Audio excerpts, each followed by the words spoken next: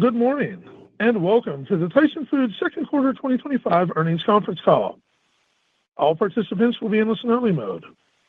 Should you need assistance, please signal a conference specialist by pressing the star key followed by 0. After today's presentation, there will be an opportunity to ask questions. To ask a question, you may press star then 1 on your touch-tone phone, and to withdraw your question, please press star then 2. Please note today's event is being recorded.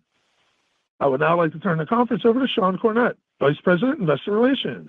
Please go ahead. Good morning, and welcome to Tyson Foods second quarter fiscal year 2025 earnings conference call. On today's call, Tyson's President and Chief Executive Officer Donnie King and Chief Financial Officer Curt Calaway will provide prepared remarks followed by Q&A. Additionally, joining us today are Brady Stewart, Group President, Prepared Foods, Beef and Pork, and Chief Supply Chain Officer, Devin Cole, Group President, Poultry and Global Business Unit, and Christina Lambert, Chief Growth Officer. We have also provided a supplemental presentation which may be referenced in today's call and is available on Tyson's Investor Relations website and via the link in our webcast. During today's call, we will make forward-looking statements regarding our expectations for the future. These forward-looking statements made during this call are provided pursuant to the Safe Harbor provisions of the Private Securities Litigation Reform Act of 1995. Forward-looking statements include all comments reflecting our expectations, assumptions, or beliefs about future events or performance that do not relate solely to historical periods. These forward-looking statements are subject to risks, uncertainties, and assumptions which may cause actual results to differ materially from our current projections. Please refer to our forward-looking statements disclaimer on slide 2, as well as our SEC filings for additional information concerning risk factors that could cause our actual results to differ materially from our projections. We assume no obligation to update any forward-looking statements. Please note that references to earnings per share, operating income, and operating margin in our remarks are on an adjusted basis unless otherwise noted. For reconciliations of these non-GAAP measures to their corresponding GAAP measures, please refer to our earnings press release. Now, I'll turn the call over to Donnie. Thanks, Sean. You've heard me say before that operational excellence never gets old or goes out of style, and this quarter is another proof point. Our strong results underscore the consistent execution of our strategic priorities. Our teams remain focused on execution and proactively navigating an evolving environment. This marks our 4th consecutive quarter of year-over-year growth across sales, adjusted operating income, and adjusted earnings per share. Second quarter adjusted operating income is better by more than $100 million, or 27% versus last year, and our margin expanded by 70 basis points. Our chicken, pork, and prepared food segments, along with international and other, all delivered year-over-year adjusted operating income growth. We achieved 48% growth in adjusted earnings per share, reflecting improved operating performance and strategic execution. We improved our net leverage ratio versus last year through deliberate actions and are maintaining a healthy balance sheet underpinned by our disciplined capital allocation. This reflects our resilience, even as beef remains under pressure. Now let's talk about demand.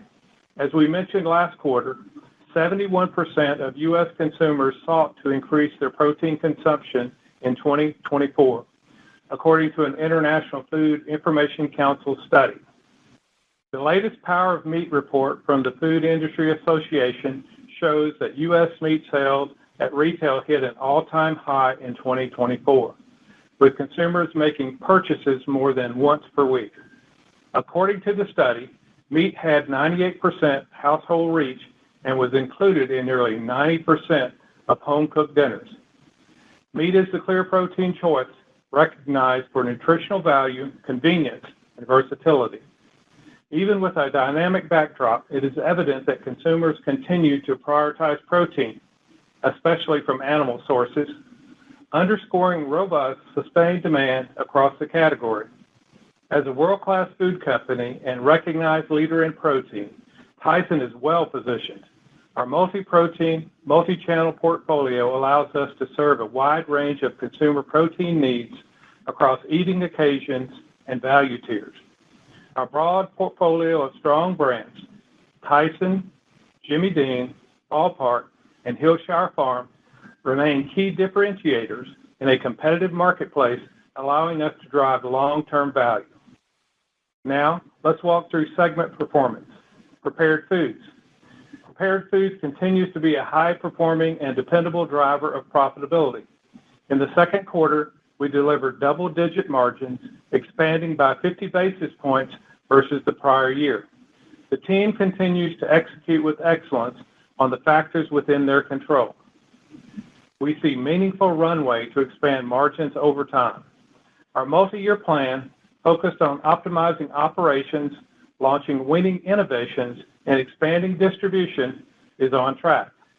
As a tangible example of how we are driving operational improvement, we have developed and implemented new tools that provide line and process level visibility of performance versus equipment capabilities. We have achieved measurable gains over the past year with line and labor efficiencies, increasing by 250 basis points and 280 basis points, respectively. These tools, coupled with the improved sales and operations planning process, enable smarter decisions around product scheduling and labor staffing, which in turn are improving productivity, reducing costs, and supporting stronger service levels. As we continue to utilize these tools and improvements across the business, we'll continue to reduce inefficiencies and drive out waste. Innovation also continues to be an area of focus where we are making progress. Our Jimmy Dean Chicken Biscuits recently won the 2024 Circana Pacesetter Award for New Product of the Year. We are continuing to build on that success with new line extensions like the Chicken, Egg, and Cheese Biscuit that newly launched this spring. Wright brand continues to resonate with consumers as a leading premium bacon brand. We're now leveraging that equity to expand into smoked sausage, bringing the same trusted quality to a new category. We are also unlocking growth in our Hillshire Farm snacking portfolio as consumers, especially adults, continue to seek convenient, protein-rich options. In chicken, we delivered our best second quarter adjusted operating income in 9 years and our second consecutive quarter of volume growth. This quarter adjusted operating income nearly doubled compared to the same quarter last year, driven by strong operational execution across the business, including the best order fill rates we've seen in many years and lower grain costs. We continue to prioritize building long-term, winning relationships with our customers, allowing us to partner in growing the category while stabilizing our earnings profile. In beef, we're navigating a challenging environment with discipline. We're managing costs and enhancing mix toward more value-added offerings. While limited cattle availability is pressuring spreads, consumer demand has remained resilient. Our teams are executing well across procurement, production, and distribution to meet customer needs and stay on track. Turning to pork, we delivered our best second quarter adjusted operating income in 3 years. This reflects the strength of the improvements we have made in building a fundamentally better pork business. Operational advancements and momentum in value-added mix contributed to our results, offsetting tighter spreads. And while hog costs remain a factor, we're encouraged by a healthy demand outlook. Across all segments, we're actively monitoring the evolving macro landscape, and while we're not immune, our experience in navigating past cycles gives us confidence to respond effectively and proactively scenario plan. Our strategic priorities, operational excellence, customer and consumer obsession, data and digital delivery, capital allocation, and team member development remain unchanged, and our teams are executing them with excellence. Over the past several quarters, we have shared our actions to optimize our plant network, and those efforts are continuing to generate efficiencies while also reducing CapEx requirements. In this next phase of our optimization journey, we're taking deliberate, measured steps to evolve our logistics and distribution infrastructure. These efforts are early stage, but are critically important as we work toward greater long-term efficiency. We will sell multiple smaller, conventional cold storage warehouses, unlocking gross proceeds in a range of $250 to $300 million, and then transition as a new anchor partner into several large-scale, fully automated, next-generation cold storage facilities. These facilities will reduce network complexity, streamline inventory flow, and simplify processes in ways that will better position us to serve our customers smarter and faster now and into the future. This transition will be a multi-year journey, but we believe this will generate around $200 million of annual savings at full completion, which is currently anticipated in 2030. We are confident that these actions will lead to meaningful operational improvements, greater agility, allow future growth, and reducing future capital requirements. Before I turn things over to Kurt, I'd like to take a moment to talk about the thoughtful steps we're taking across our portfolio to align with evolving opportunities around product ingredients and quality standards. As a recognized leader in protein, none of the products Tyson Foods offers through our school nutrition programs include petroleum-based synthetic dyes as ingredients. Today, the vast majority of our retail-branded Tyson products, including our Tyson Dino Nuggets, Tyson Chicken Nuggets, Tyson Chicken Bites, and Jimmy Dean Maple Griddle Cakes, do not contain any of these types of dyes, and we have been proactively reformulating those few products that do. We expect that our work to eliminate use of petroleum-based synthetic dyes in production will be completed by the end of May, much sooner than the timeline provided by the U.S. Department of Health and Human Services. With that, I'll turn it over to Kurt to walk through our financial results in more detail. Thanks, Donnie. Second quarter enterprise sales were $13.1 billion, but that includes a reduction of $343 million, or 2.6%, related to a legal contingency accrual primarily reflected in pork. Excluding this, sales would have grown as expected year over year. Adjusted operating income increased by 27% to $515 million, driven by another strong quarter of performance in chicken and solid contributions from international and other, pork, and prepared foods, all of which helped offset the decline in beef. Adjusted earnings per share grew more than 48%. As Donnie mentioned, this is the fourth consecutive quarter of year-over-year growth across sales, AOI, and adjusted EPS. Our multi-protein, multi-channel portfolio, combined with our team's continued execution in a changing macro environment, is delivering results. Turning to second quarter segment performance, in prepared foods, sales were in line versus last year as higher pricing was offset by softer volume. It's worth noting that pricing was up across retail and food away from home channels, a reflection of our effective brand portfolio and pass-through pricing. Adjusted operating income increased nearly 5% and margin improved 50 basis points versus last year. We continue to be more efficient with our marketing, advertising, and promotional support costs, as well as broader SG&A expenses. We also continue to make progress with our operational execution initiatives. These improvements, along with pricing and lapping of startup costs last year, more than offset the impact of the ongoing raw material cost increases. In chicken, we delivered our second consecutive quarter of year-over-year volume growth, contributing to a 2% increase in sales. Adjusted operating income increased 95% versus last year, highlighting our best second quarter performance since fiscal 2016. Year-over-year profit growth was driven by ongoing operational improvements and the net benefit of lower grain costs. Sales in beef increased primarily due to a higher average price per pound, reflecting ongoing healthy demand. Adjusted operating income declined, driven by spread compression, emphasizing higher year-over-year cattle costs. In pork, sales were roughly in line versus last year, excluding the impact of the legal contingency accrual. Adjusted operating income increased 67%, reflecting the strongest second quarter result in the past 3 years. Cost discipline and improvements in utilization and value-added mix more than offset tighter spreads. Turning to our financial position, our capital allocation strategy is consistent and deliberate. We remain focused on maintaining financial strength, investing in the business, and returning cash to shareholders. Year-to-date operating cash flow was $846 million, and capital expenditures came in at $464 million, resulting in free cash flow of $382 million. Year-to-date dividends were $349 million. We remain committed to the dividend as our primary way of returning cash to shareholders. We ended the quarter with net leverage at 2.3 times and $3.2 billion in liquidity after paying off our $750 million term loan that was due in 2026.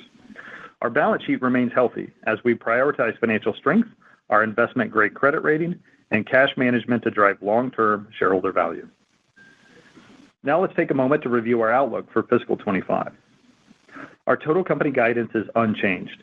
We anticipate sales to be between flat to up 1% year over year. Adjusted operating income is expected to be between $1.9 and $2.3 billion, representing growth across the entire range. We still anticipate interest expense of approximately $375 million and a tax rate of around 25%. We remain focused on disciplined cash management, with CapEx expected to be between $1 and $1.2 billion and free cash flow in the range of $1 to $1.6 billion. The macro environment is dynamic, affecting each of our businesses to varying degrees. But as you can see from our supplemental materials and in our press release, our segment-level adjusted operating income guidance remains unchanged as well. With that, I'll turn the call over to Donnie. Thanks, Kurt. In closing, I'm proud of the results our team delivered this quarter and encouraged by the momentum we're building. Despite a complex and evolving macro environment, we're focused on what we can control and executing with excellence. With sustained consumer demand for protein, the strength of our iconic brand, and a continued commitment to operational excellence, we believe we are well-positioned to drive long-term value for our shareholders. To our 138,000 team members, from the front lines of our facilities to our offices around the world, thank you. Your hard work, resilience, and commitment are what make our success possible. And our customers and suppliers, thank you for your continued partnership and support. Before moving to Q&A, I'd like to introduce Christina Lambert, Tyson Foods' new Chief Growth Officer. Christina was named Executive Vice President of Strategic Initiatives and joined the Tyson Foods Enterprise Leadership Team earlier this year. Christina has more than 28 years of experience in the protein industry. Prior to her most recent role, Christina led our retail frozen value-added business within the poultry organization, where she maintained full P&L responsibility, expanded our innovation pipeline, and managed the relaunch of the iconic Tyson brand. Melanie Bolden, our Chief Growth Officer and former Group President of Prepared Foods, is retiring from Tyson Foods. I want to thank her for the results she has delivered and the team she has built. We're sad to see her go, but we wish her the best in the future. Melanie will remain a consultant for Tyson Foods, ensuring a seamless transition with Christina. With that, I'll turn it over to Sean as we open the line for your questions. Thanks, Donnie. We will now move forward to your questions. Please recall that our cautions on forward-looking statements and non-GAAP measures apply both to our prepared remarks and the following Q&A.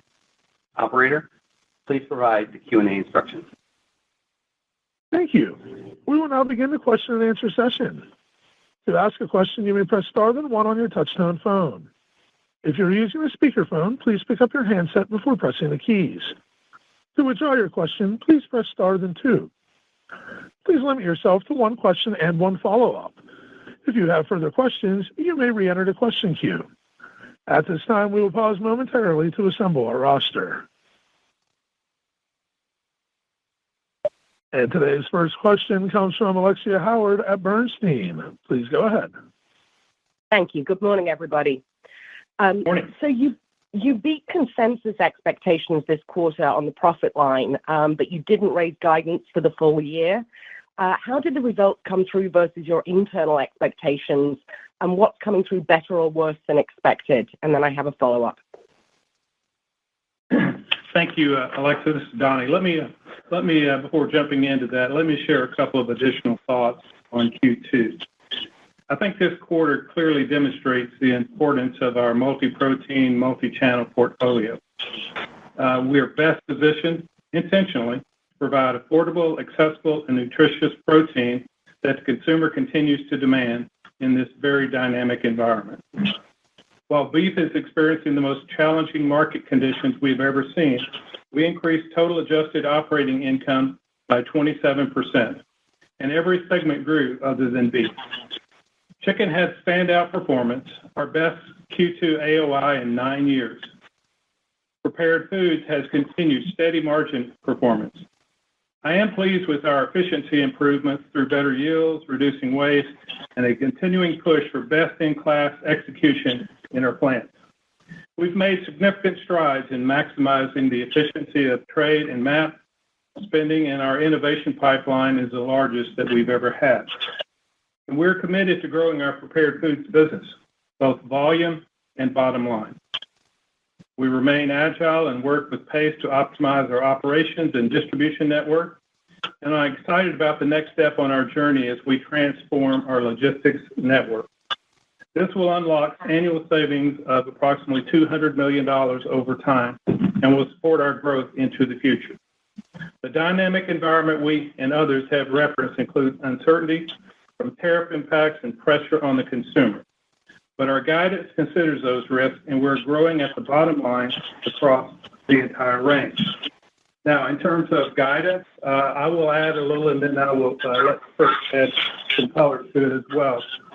Overall, we remain excited about our FY25. We expect to generate profitability growth over the last part of the year, the entire range of our earnings guidance, while managing through the most challenging beef environment we've ever seen. So we feel good about that overall. And our overall view of the business hasn't materially changed since we spoke last. And we're reaffirming the 1.9 to 2.3. I would tell you that we consider all the things such as, the chicken business and what that looks like for the balance of the year. We think Prepared Foods will be more balanced across the year. As you see what happened in the first half of the year in beef, we lost $181 million. And then you stack on tariffs and consumer pressure and inflation that we're seeing in the marketplace. We feel good about where we are at this point, based on what we know at this point. Kurt? Just maybe a couple of comments. I think overall, your question included, did it come in line with our expectations or what were the differences? I think it came in line with our expectations, kind of reiterating our overall stance on the full year. Certainly in the prepared comments, we made reference to, our guidance does include the outlook for the remainder of the year with an assumption for tariffs and consumer dynamics. But I think we're pleased with where we are and very proud of the improvement we made on a year-over-year basis. And we are growing across all parts of the range that we've provided for the full year. And can I follow up on chicken? Because I think the guidance, you've obviously come through very strongly in the first half of the year, but keeping the guidance the same implies, I think, a fairly big decline year over year in operating income. Is there something changing there in terms of the industry dynamics? What should we be aware of? Thank you, and I'll pass it on. Thanks, Alexa. We still feel like we obviously had a great first half of the year.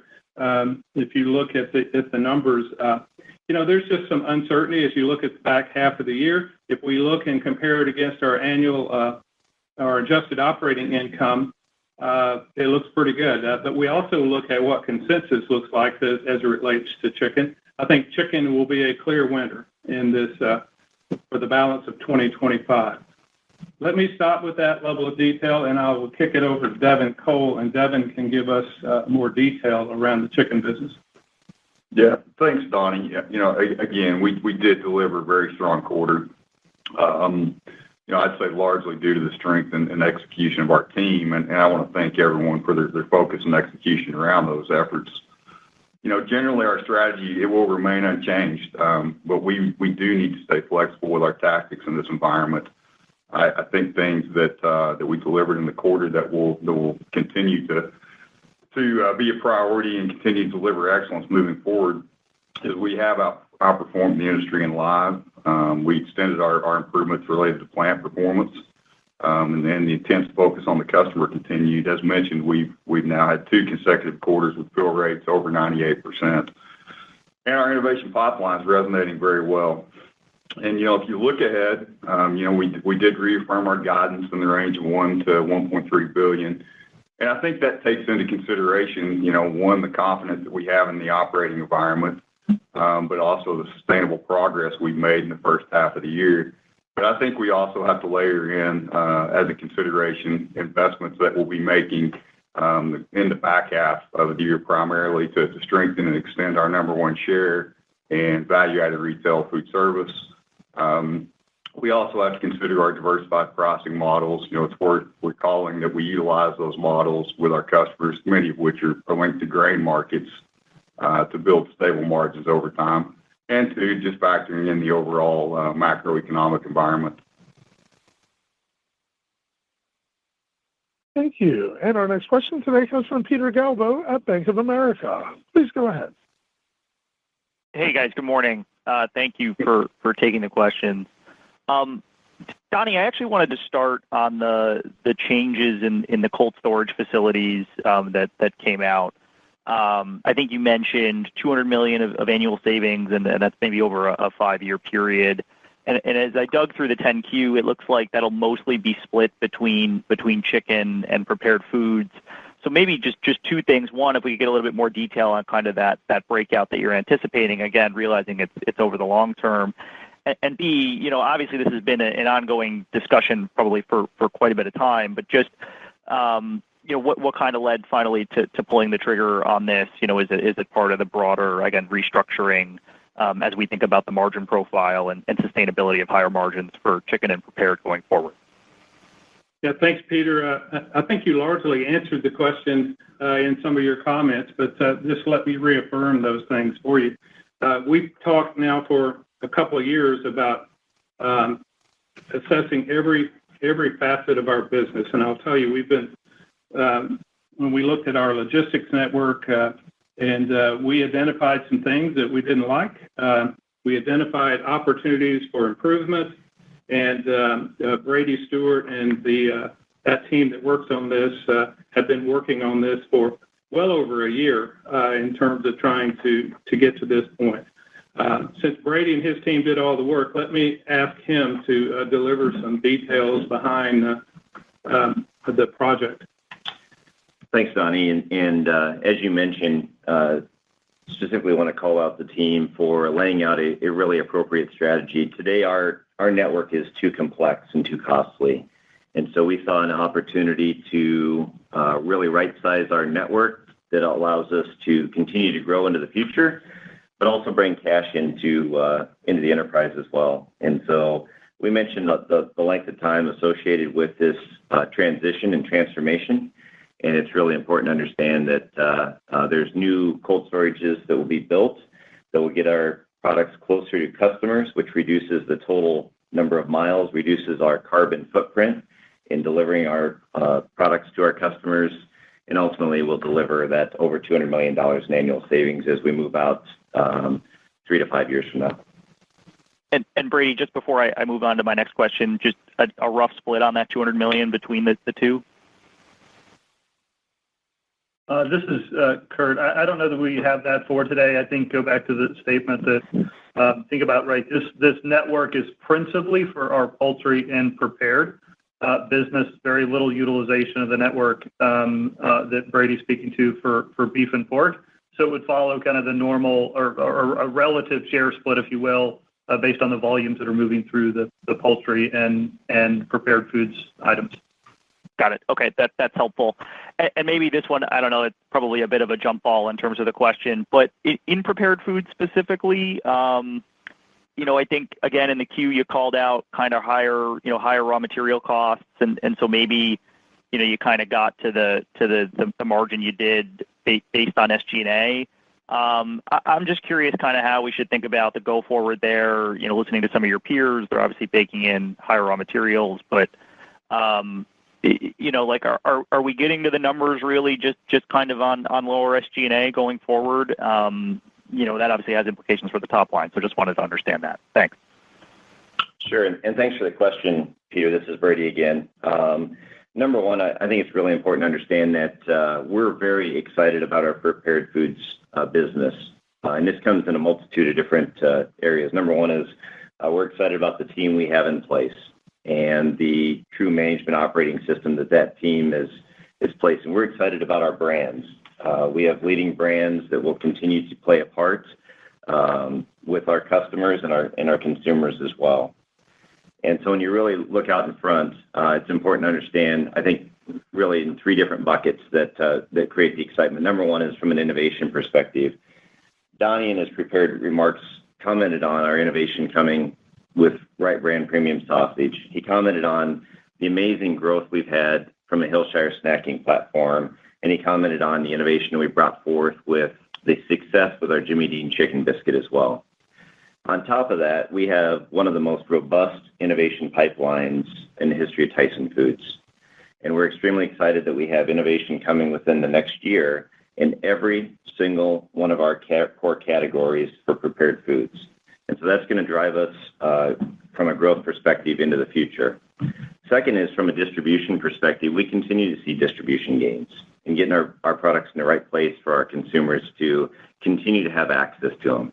And then lastly, we're really supporting innovation and distribution with core fundamentals. And Donnie mentioned in his opening remarks as well that we have strengthened our foundation through operational improvements. And that comes in the form of both distribution that comes in the future relative to our supply chain announcement. It also comes relative to the improvements we've seen from an operations perspective in our manufacturing assets. So I think when you parlay all three of those items on top of each other, again, we're very excited about our prepared foods business. So if I could add just one thing to, or a couple of things to what Brady has said. If you think about our prepared foods business, since we made the major acquisition of Hillshire in 2014, this business today, we're literally putting it together and from end to end, from operations through supply chain to trade and map efficiency management, growing with strategic customers, investing behind the brands. We're doing a lot of things. This has been let's call it a 9 to 10% business. We think it's better than that. And we believe the unlocks that we have before us will actually are proof points for the delivery of something north of a 10% return on sales as it relates to our prepared business. I wouldn't say we're in early innings, but maybe mid innings as it relates to prepared foods. But there's going to be a better day in prepared foods than even what we see today. Great. Thanks very much, guys. Mm-hmm. Thank you. And our next question today comes from Ken Goldman at JP Morgan. Please go ahead. Hi. To follow up on that last question, I really do appreciate all the efforts that are being made in prepared foods, and certainly it seems just optically from an external angle that there's upside to margin. I think what the question that I get sometimes and that I wanted to put to you a little bit is, when do we start to see a real uptick, meaningful uptick, right above 10% on a sustainable basis? Obviously, not perfectly above 10% every quarter. So a little bit on the timing. And then secondly, sort of what's different this time, I guess, is one of the questions I get also, right? We've heard from Tyson a level of optimism for many years right now about prepared foods getting above 10%. Hasn't really stuck at that level. So just kind of wanted to get a sense for those two, if it makes sense. Sure, Ken. Good morning, and fair question as it relates to prepared foods. If I look at prepared foods and let's call it earlier days, prior days, prepared foods, depending on the quarter and the timing, you would see one element of the business performing well, and that was typically large enough to get us into 9 to 10%. What we're describing to you today, and Brady can speak in greater detail to this, is that we have process in place for every phase of the game from end to end to improve the performance of this business. We believe there is tremendous upside to this prepared foods business, and I would tell you, and I don't know how to correct the fact that we haven't done what you thought we would do in the past, other than to be able to show you that we're going to deliver what we said we're going to do. But this prepared foods business, operationally, supply chain, from a trade and map perspective, from a customer relationship, growing across multiple channels, is doing all the right things today, and it's on purpose, and led by Kyle and Aaron and Brady and that team there. Brady, you want to add anything to that I haven't? Thanks, Donnie. Really, really well said. And number one is just to get back to the foundation. The team has really laid in a management operating system that is truly sustainable. And so to be able to continue to improve on our manufacturing costs and supply chain costs, really highlighting our line and labor efficiency, our yield improvements we've seen as well, and then benchmarking against engineered standards across our entire network really lays the foundation for us to continue to build on. And then lastly is this innovation pipeline that we have. I am extremely proud of the team to put this together with our growth team, the R&D team, and then our business management team as well. This really provides us a huge platform to leapfrog into the future. Okay, thank you. And then I appreciate that. Then just a quick question on chicken demand. It feels like, within quick service, more items are being added to menus every week. There's articles, increasingly about on that topic. And so it's becoming, I think, apparent to, some observers that, maybe chicken demand at QSR will be a little bit better than what people had initially hoped. At the same time, the QSR channel maybe has some of its own challenges. So just kind of want to get a sense for what's in your guidance for, QSR chicken demand now as opposed to a few months ago in light of some of those puts and takes. Sure. I will give you my short answer to that. And if you look at the macro environment, when food will be consumed away from home, typically in an environment like this, you would see QSR growth, and particularly within the QSR business, you're going to see chicken perform. I think it would be reasonable to think that will occur again. I think that we see signs of that going on today, and the demand there for our business, even in food service, is still quite strong. So let me flip it over, Ken, to Devin and let him add some color around that. Yeah, maybe just a couple points there. I think relative to the QSR arena, we did see strong growth within the quarter. With double-digit growth within that portfolio, and we see the same thing you do with continued promotional activity throughout the spring and summer. So we're encouraged by that. But I'll also tell you that it's bigger than that for us. We have a broad portfolio across all of our food service categories as well as retail, and we did see growth within retail at our value-added and deli offerings. So I would just say that as we look across all of our customer base, and we do continue to partner with them, and we're able to provide options that consumers are going to be increasingly looking for convenience and value. So we feel good about our overall volume outlook. Great, thank you. Thank you. And our next question today comes from Ben Thur with Barclays. Please go ahead. Hi. Yeah, good morning, Donnie, Kurt. Just a first question maybe on beef and just the general environment. So it feels like you only had a small volume drop in the quarter that could almost be explained by just the leap year and some of the calendar effects. So just wanted to understand a little bit better what you're seeing in terms of supply of cattle and the cost of that into your operations, and how you think about the earlier signs maybe as to some of the heifer retention.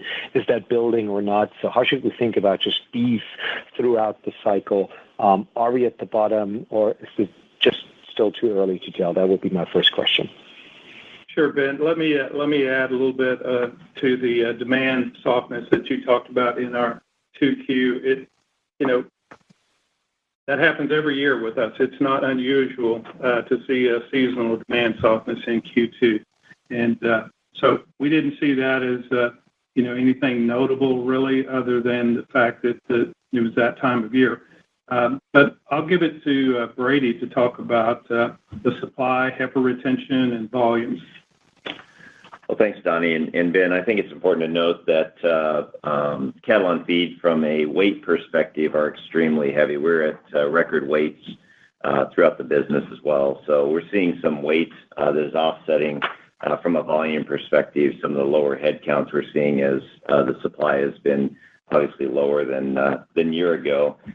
Relative to heifer retention, and I would just say this, and Kurt has mentioned this before, if we're not at the bottom relative to cow inventories, we can definitely see it from here as well. And I think a couple reference points behind that certainly would be we've seen an extreme drop, almost 18% in beef cow harvest numbers. And then secondary to that is we have seen a drop relative to heifers on feed, which means if the heifers are not on feed, they're being retained by farmers and ranchers as well. And we're seeing a 4% drop in heifers year over year as well. So I think the signs are really aligning to a rebuild to start to occur. And from a liquidation standpoint, really seeing the bottom at this point as well. Okay, perfect. Thank you very much for that. And then my second question really is just about the international business. Clearly, there was a pretty significant improvement on a year-over-year basis, and when we're looking at it on a 6-month basis, I mean, it's a massive difference versus last year. So help us maybe understand, and I know in the past you've talked a lot about international being an important part of the growth journey, but what have you done different and actually executed on to start to see the fruits and the benefits of all these investments that you had in years past to drive international? And what's like kind of the level you think about international could contribute on an annual basis beyond maybe what is your fiscal guidance for 2025? Yeah, sure. This is Devin. I appreciate you bringing that up, and I'll make this perhaps sound simpler than it really is, meaning that it's really about the work that our team has accomplished. It's one thing to have a strategy, and it's a completely different thing to have execution against the strategy, and we have both in this area.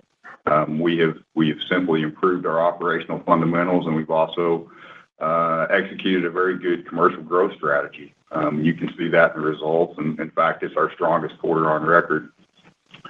Looking ahead, there were some overall benefit in the quarter related to one-time impacts. However, we expect to continue on this path that will be favorable, certainly to the prior year and in line with our expectations. I do expect the performance in the back half of the year could be affected by the macroeconomic environment, because certainly the consumer around the world is not immune to some of the economic challenges that we see. But listen, overall, we feel great about the team. We feel great about the strategy, and the future of the global business in our portfolio remains important to us. Thank you very much. Thank you. And our next question today comes from Thomas Palmer at Citi. Please go ahead. Good morning, and thanks for the question. Maybe just start out, any help as we think about third quarter expectations? I mean, if I look at industry trends and general seasonality, it would seem like chicken typically is better in the third quarter than the second quarter from a profit standpoint. Maybe, pork a little bit weaker. Just any help is kind of thinking through what we just saw this past quarter and kind of what you're anticipating as we roll into the third quarter. Thank you. Hey, thanks. This is Kurt. Maybe start off with, how we're thinking about the year. Obviously, we don't give individual quarter guidance. But I think, the basis of your question was, look, from a chicken standpoint, the first half of the year, generating about $680 million. Obviously, as Devin had said earlier, still a range of 1 to 1.3. But we acknowledge, it definitely is a constructive operating environment that we're in. But hurry on to repeat Devin's comment that we'll continue to make some investments, but a little heavier weight in the back half of the year. But for the overall year, we would still expect to be, at or above the midpoint in the upper half of the range for chicken. Certainly pork delivering well so far, $114 million on a year-to-date basis, with a range of 100 to 200. So we'll leave it to you to kind of imply where that will be. Certainly, it is a business that generally has a positive, strong our Q1 and a strong first half of the year relative to normal historical cycles, but acknowledging at 114 over the low end of the range thus far. So maybe add a couple of comments to the guidance. Just speaking very generally about the business. If you look at our beef business, and I realize it's losing money today, but our beef business, the team that lead our beef business are operating at a very, very high level. The execution, from what I've seen, has never been better than what we see today from our beef business. From a pork perspective, our pork business is performing very, very well. You saw it in the numbers. Just the management operating systems that we have in place in both beef and pork, some technology that we've deployed against those businesses is certainly helping with that. You saw in chicken a very constructive Q1, got a lot of momentum, and there will be some investments in brands on the Tyson brand in the back half of the year. That's the kind of the 1-to-1-3 kind of conversation. And then if I think about prepared, laid out earlier today that there's a lot of upside to prepare.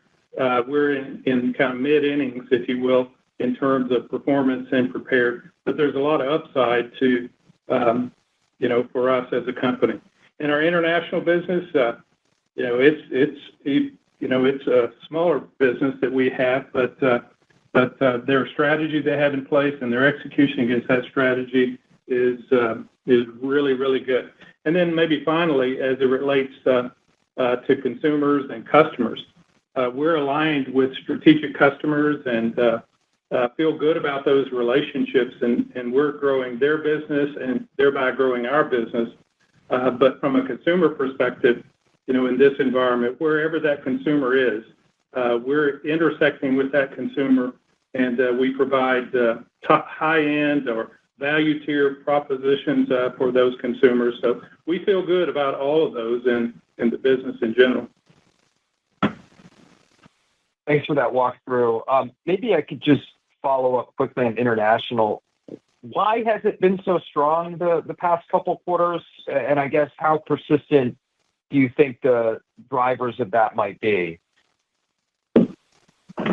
Yeah, so maybe just to repeat, it really is as simple as we set out, call it a year ago, with a very defined strategy, knowing that we needed to be better at our operational fundamentals. And I think the result of that is, one, we run more efficient operations, more profitable operations, but what it's really done is allowed us to go to our customers, with a case that's equal to or better than what we see from our competitors, meaning we have innovation pipelines, we have competitive costs, we have talent, we have everybody aligned against that strategy. So again, it is around the operational fundamentals and getting our facilities where they need to be from a commercial growth strategy.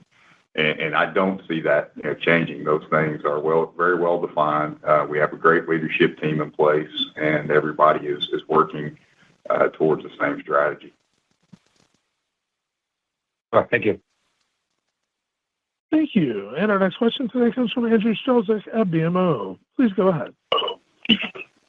Hey, good morning. Thanks for taking the questions. My first one is back on the outlook for chicken. You mentioned some uncertainty and also the investments. And I was just hoping you could elaborate a little bit on both of those factors. So, can you maybe compare or quantify the investments in chicken in the back half of the year versus the front half of the year? And has that expectation changed at all over the last several months? And then on the uncertainties, are those really trade related, or is there something else? I guess I would have thought with some of your lags on pricing, you'd have visibility through the third quarter at this point. Yeah, so maybe let me to break that up just a little bit. The investment itself, we've talked about an incremental $100 million year over year in FY25, and that's going to be weighted more towards the back half. We do have some new product launches, and we've also got some work going on, with our strategic customers. But I would say too that it's not just about trade and marketing spend necessarily. We've also made some significant investments to make sure that we've got the right quality, particularly with our retail products, branded retail products, and we've also made sure that we've got the right packaging in place. Make sure that we're meeting the needs of the shopper, including those that are increasingly utilizing delivery and pickup. I think too about the innovation piece of our business will be not only critical in the quarter and the year, but beyond. And everything that we're doing starts with the consumer insights. We are reaching our consumers through digital platforms, and that's part of the spend that we've talked about. And then we use data to make sure that we're getting return on those investments. But across all those things, that's really where that spend is occurring, and we feel very good about what that will mean for the future of the business. You mentioned pricing. Just to touch on that, overall pricing is very healthy. We did see a slight decline on average sales price in the quarter, primarily due to some cost-plus pricing models that we have. But think about it this way: we have mentioned before, we utilize a very diverse set of pricing models by design, and that's everything from negotiated to fixed price. We have grain-based, cost-plus formulas, and we've even got some market-based pricing. And ultimately, those are all designed to evolve our commercial relationships, build these long-term relationships, and allow us to focus on growing the category and really stabilize our earnings. Maybe just add a couple of things really quick. I think your question touched on consumer or customer uncertainty or the impact of trade flows. I think what we intended to talk about there is right. The consumer will continue to move around in what they're choosing to buy, and elements of the population will seek value. I think we're set up to be able to position our offerings to the customers and consumers to meet those needs. But that investment in the back half that we've talked about will be a little more incremental in the back half than the front half. But reiterate what we said, right? We're still expecting to be at or above the midpoint of the range that we gave, which with a $680 million first half of the year, even at the high end of the range, $1.3 billion, that's $620 million in the back half of the year. That's the context we want you to make sure you understand from that. Got it. Okay. That's helpful. And then my other question was just on more specifically on tariffs. Have you seen any changes in export trade flows related to that, or any impacts on your business so far, either pull forward on demand, ships away from the U.S. to other countries? I'm just curious how you're seeing that so far and how you're handicapping that in your outlook. Thanks. Sure. Let me give you the punchline first. We do not expect global protein consumption to change. That's our top line view as it relates to that. There could be temporary short-term disruptions that as global trade flows adjust. We anticipate that. But as we talked about last quarter, we've been contingency planning to minimize disruptions to both trade and supply chain. And, frankly, we've been doing this for 90 years. There have been tariffs, there have been non-trade tariff barriers, there have been all those things, and we're confident in our ability to adapt and succeed. We're certainly interested in working with the administration and Congress to try to resolve this sooner rather than later. But we feel good about where we are and what we have done. We have factored everything as it relates to tariffs and the consumer pressure and so forth into our guidance. Great. Thank you very much. Thank you. And our next question comes from Michael Lavery with Piper Sandler. Please go ahead. Thank you. Good morning. Morning. I just want to come back to beef. Obviously, there's a lot of challenges there, but one thing that's proven to be better than we'd expected or feared is the consumer demand. Even as pricing has been sticky and going up, the revenues continue. It's been growing nicely. So maybe any sense of just what you're seeing there? Is it driven by more of a higher end consumer? Help us maybe understand just what's helping keep that sales growth momentum going. Yeah, it's a great question, Michael. And obviously, the consumer has been extremely resilient relative to beef. And we've seen appropriate strength on middle meats. But I think what's really held this cutout up at such a high level has been some of the values that are being derived through the grinds complex as well. And regardless of format, if it's in the format of a patty, if it's in ground beef and chubs, we've really seen a lot of resiliency, and that provides us some benefits all the way from the chuck to the round as well. And so I would highlight the resiliency and opportunity for a consumer to potentially move from middle meats down into ground beef, and consumers are going to continue to eat beef. And I think that's really the highlight is they still have the opportunity to move into these grinds complexes from some of the middle meats as well. Okay, that's great. That's helpful. And just a follow-up on the regulatory environment. Is there a sense for what your exposure is to SNAP recipient households, and if there's some cut back or dial back in what those benefits look like? Have you been able to quantify what, if any, risk you think that might give? Well, I mean, this is Donnie. This is a little bit across the board, or all over the board, I should say. But interestingly enough, here in Arkansas, about a month ago, our governor sought a waiver from USDA to substitute rotisserie chicken into the SNAP program as opposed to some candy and sweet goods and so forth. And so we see that catching on across the country. We see, protein, as we talked about, or I talked about in the, the earlier comments, we're seeing U.S. meat sales at all-time high in 2024, 98% of household penetration. So protein is clearly a winner in the marketplace, whether that's chicken, beef, pork, or turkey. So we feel good about that. I have no specifics as it relates to, what the economic value is in terms of SNAP and how that may trade and how the administration may do it. But once we know, we'll certainly make you aware of that. Okay, thanks so much.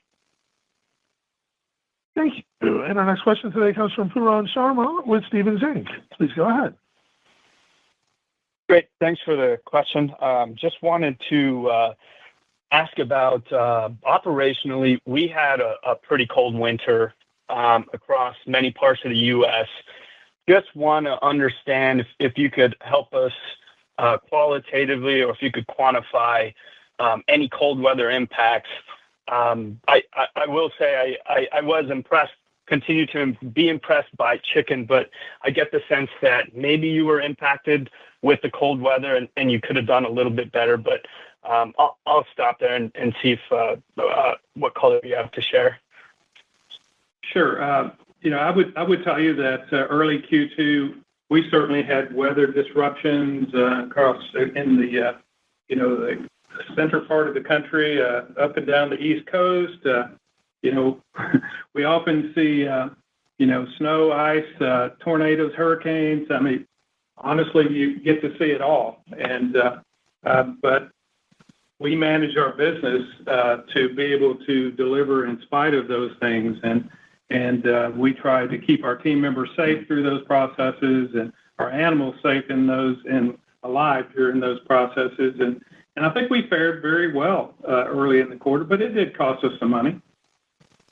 Yeah, this is Kurt. I think I wouldn't call it anything where it was materially different than historical norms.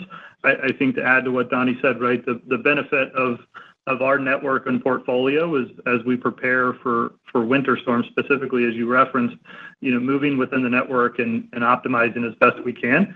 And while it was certainly a challenging Q2 given the weather, we are accustomed to dealing with that. Great. Appreciate the color there. I guess my follow-up will just be just pork related. Just hog supplies have been coming a little bit lighter than expected. Wanted to get a sense if you think the industry is continuing to rationalize production or supplies, or if this is just temporary disruptions, i.e., weather, disease related. How do you expect supply availability to trend through the back half of the year? Yeah, great question, and I think the real reference point is the fact that if you look at a lot of the models that are published, the pork producer is able to be profitable, which is a great reversal from a couple of years ago as well. So that certainly provides some financial continuity and stability to continue to keep these sows productive. Second part of that is we continue to see opportunity relative to genetic improvement and herd health from a sow perspective. And so those productivities in terms of pigs per litter continue to be on an upward trajectory, which is positive relative to supply as well. And then lastly, as we come out of our fiscal Q2, I think it's important to note that we kind of move out of disease season relative to pork production. And so you see some of those impacts that certainly flow through. But from a supply perspective, we don't see any large disruptions. And our outlook for the rest of the year is really to continue to layer into our operational improvements that we've seen year to date. We have plenty of runway left that the team is executing to that we would expect to offset any supply disruptions. Thank you for the color. Thank you. And our next question today comes from Heather Jones of Heather Jones Research. Please go ahead. Good morning. Thanks for the question. I'll try to be quick. My first one's on beef, and then my follow-up will be on chicken. But first on beef and pork. So if I remember correctly, I don't think your initial guidance included an impact from tariffs, and it now does. So is it fair to assume that if those are resolved relatively quickly, there's potential upside to guidance? This is Kurt. I think I'll start out really quick. We did, in the last quarter, we did reference that our ranges included our outlook and impact associated with tariffs. Certainly, it was early days when we were on the call last quarter, but we did consider that in the prior quarter. Okay. And then on the chicken front, I hate to belabor this, but it's obviously a very constructive setup, and y'all tend to be long dark meat, which has been on fire. So I was just wondering, you've referenced the $100 million investment, which y'all have talked about all along. I was wondering, given your move to feeder plants and just the inherent advantage that gives you relative to your peers, are you also planning on investing more in the pricing side to protect and gain share? Or just, I'm still having trouble reconciling your second half implied guide with the backdrop we have. It doesn't seem to add to just $100 million. So just trying to figure that out. Thank you. Sure. I'm not sure I can help you, but let me give you some of the components of this. If you think about from a dark meat, I'm not clear about what you're meaning with that. What I can tell you is that 95% of the dark meat we produce is sold domestically. So that's one proof point. If you look at what we've done relative to adding value to dark meat, whether that be boneless, skinless, retail, or more value-added products as it relates to dark meat, we've been on a journey to convert more of the commodity into value-added or premium, and we haven't stopped that journey. And so we feel good about that. And so we also said from a guidance standpoint that we thought we'd be middle range to upper range. It's the factors we considered. There were really two. One was the year-to-date momentum would push you to the top of the range, and the investment back in the brand, and plus any consumer pressure or tariff unknowns or activity. We've built that into this model. So we're comfortable the 1 to 1.3. Devin, you want to? This is Kurt. Let me add just for just a second. I think just to go back, Heather, on the reference I made on an earlier question, right? We made $680 million in the front half of the year. At the high end of our range, that would imply a back half of 620 or down 60 versus the front half. Again, we said we'd be at or above the upper half. Hopefully that gives you a little bit of context relative to the spend of $100 million. And so, to reiterate, the dark meat comment, from an overall perspective, overall chicken, about 95% of the total revenue in chicken gets sold domestically. Okay, thank you so much. Thank you. And our next question comes from Manav Gupta with UBS. Please go ahead. Thank you for squeezing me in. I'll ask two questions very quickly. You continue to generate significant amount of free cash flow. So what could be the policy for better shareholder returns given the amount of free cash flow you're generating? And my second question here is, given the downturn we are generally seeing in an economy and your strong balance sheet, any opportunities for small bolt-on acquisitions that you see out there, and in which business segments could you target for small bolt-on deals? Thank you. Hi, this is Kurt. Thanks for the question. From a free cash flow standpoint, in the first half of the year, we were just a little shy of $400 million. We still provided a guidance range for the full year of free cash flow between $1 and $1.6 billion. At our run rate of dividends, we'd spend about $700 million on dividends for the full year. Our leverage, certainly acknowledging, we've made significant improvement over the last 6 quarters, going from 4.1 times to 2.3 times. Our long-term goal is still at 2 times. So we have a little bit of ways to go before we get to our ultimate goal.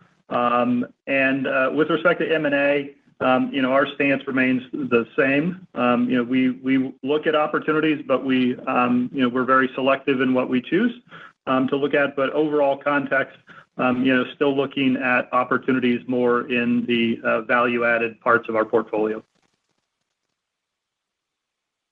Thank you. That concludes our question and answer session. I'd like to turn the conference back over to Donnie King for any closing remarks. Thank you for your time and continued interest in Tyson Foods. We look forward to sharing our progress with you next quarter. Thank you. This concludes today's conference call. We thank you all for attending today's presentation. You may now disconnect your lines and have a wonderful day.